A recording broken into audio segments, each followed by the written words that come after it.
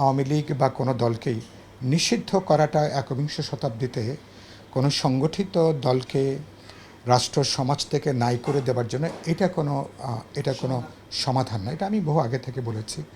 জামাতকে যখন আওয়ামী লীগ নিষিদ্ধ করেছিল আমাদের আন্দোলনের শেষ পর্যায়ে, আওয়ামী লীগ কোনো আদর্শিক রাজনৈতিক জায়গা থেকে তখন জামাতকে নিষিদ্ধ করেনি। বিরোধী আন্দোলনের বিভ্রান্তি তৈরি করবার জন্য, আন্দোলনের কিছুটা ফাটল তৈরি করবার জন্য একটা রাজনৈতিক কৌশল হিসাবে তখন জামাতকে নিষিদ্ধ করা হয়েছিল। আমি তখন বলেছি যে এটা কোনো সংকটের সমাধান নয়, এবং এভাবে কোনো অর্গানাইজ কোনো দলকে এভাবে আসলে কিন্তু মোকাবেলা করা যায় না। দলকে আপনি যদি কাউকে ফাইট করতে চান, ideologically, politically, organisational, cultural, socially, মানে অথবা সামাজিকভাবে তাকে আপনি মোকাবেলা করবেন। এর বাইরে আপনি একটা সিদ্ধান্ত নিলেন, হয়ে গেল, হাজার লক্ষ লক্ষ বা কোটি মানুষ যদি তার সমর্থক, কর্মী, দরদিরা থাকে, তো এই মানুষগুলোতে একটা স্পেস লাগবে, এটা একটা। তো এটা ভবিষ্যতে কী চেহারা নেবে সেটাও নিয়ে হয়তো আগামী রাজনৈতিক চেহারা মেরুকরণ কী দাঁড়াবে, এটা নিয়ে হয়তো পরবর্তীকালে আমরা নিশ্চয়ই হয়তো আলাপ আলোচনা নিশ্চয়ই আমরা।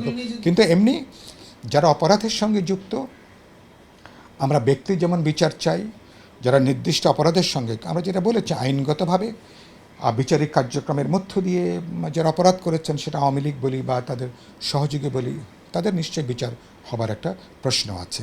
সেই প্রশ্নকে পুরোপুরি এড়িয়ে যাবার কিন্তু কোনো সুযোগ নেই। কিন্তু সেটা কোনো নির্বাহী আদেশে নয়, একটা বিচারিক আইনগত প্রক্রিয়ার একটা স্বচ্ছতার মধ্য দিয়ে কেন একটা দলকে আপনি নিষিদ্ধ করতে যাচ্ছেন, তার তো একটা যৌক্তিক ব্যাখ্যা তো লাগবে, তার প্রমাণ লাগবে, ব্যাখ্যা লাগবে, এবং তার অনেকগুলো নজিরের প্রশ্ন আছে। তা আওয়ামী লীগের বিচারের প্রশ্ন যেমন আছে, জামাত ইসলামেরও তো বিচারের প্রশ্ন আছে। 1971 সালে মুক্তিযুদ্ধ বিরোধী তাদের যে ভূমিকা, সেই ভূমিকার জন্য তারা গণহত্যার সহযোগী হিসাবে তারা রাজনৈতিকভাবে বা সাংগঠনিকভাবে তারা যে ভূমিকা পালন করেছিলেন, সে প্রশ্ন তো ইতিমধ্যে সমাজের নানা অংশের জায়গা থেকে অনেক জোরালোভাবে কিন্তু উত্থাপিত হয়েছে। সুতরাং অনেকগুলো প্রশ্ন সামনে আছে, যেগুলো আমাদেরকে পর্যায়ক্রমে আলোচনা করতে হবে, আমাদেরকে পর্যায়ক্রমে আমাদের মীমাংসায়ও আমাদেরকে যাওয়ার দরকার হবে। তবে একটা গুরুত্বপূর্ণ কথা বলি, এটা বলে শেষ করি। আপনি যদি একটা সমাজ, যদি আপনি বহুত্ববাদী সমাজ করতে চান, একটা ইনক্লুসিভ সমাজ করতে চান, আপনি নির্দিষ্ট অপরাধের আপনি বিচার করেন, বিচার করে চূড়ান্ত, যদি কোনো অপরাধের চূড়ান্ত শাস্তিরও তো বিধান বিদ্যমান আইনে আছে, সেটা আপনি করেন।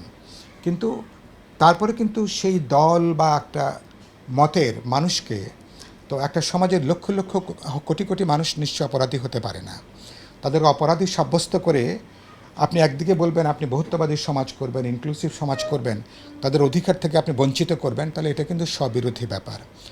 তাহলে এই মানুষরা কী ভয়েস নিয়ে, কী চেহারায়, কী রাজনৈতিক পরিচয় নিয়ে তারা রাজনীতি করবেন, আন্দোলন করবেন, সংগঠন করবেন, নির্বাচন করবেন, সেই স্পেসটাও কিন্তু আপনাকে নিয়ে ভাবা দরকার।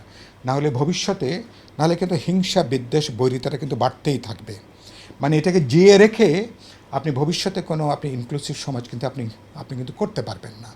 তাহলে সামগ্রিকভাবে বিষয়টাকে যদি আপনি 20, 25, 50, 100 বছর যদি তাকাতে চান আমাদের এই বাংলাদেশ, যদি এই রাষ্ট্রটাকে নিয়ে, তাহলে কিভাবে পর্যায়ক্রমে সমাজ, দেশ ইনক্লুসিভ হয়ে উঠবে, তাহলে সেই চিন্তা পরিকল্পনাও আপনার এখন থেকে আপনার মাথায় নেওয়া দরকার।